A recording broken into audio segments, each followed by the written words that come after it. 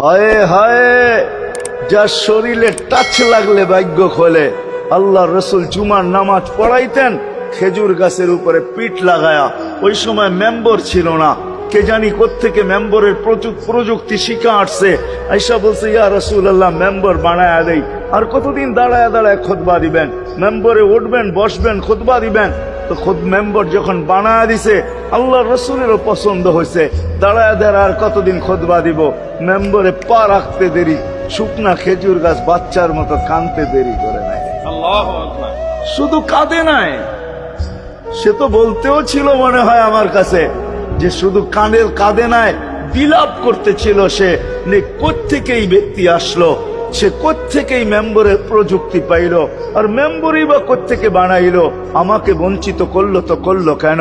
আল্লাহ রসুল তার কান্নার আওয়াজে নিচে নেমে আসছেন, হাত বুলাইতেছিলেন, সান্ত্বনা দিতেছিলেন। তোকে ছোঁয়া দিতে থাকবো, পায়ের নিচে রেখা দিব, তোর গায়ে ছোঁয়া দিয়া মেম্বরে উঠবো। আল্লাহ রসুল শান্ত করতে পারেন নাই।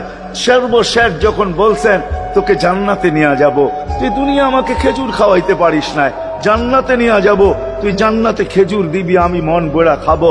তখন যে তার কান্না ঠান্ডা হয়েছে। মেরে দোস্ত, যার ছোঁয়া লাগলে ভাগ্য খোলে।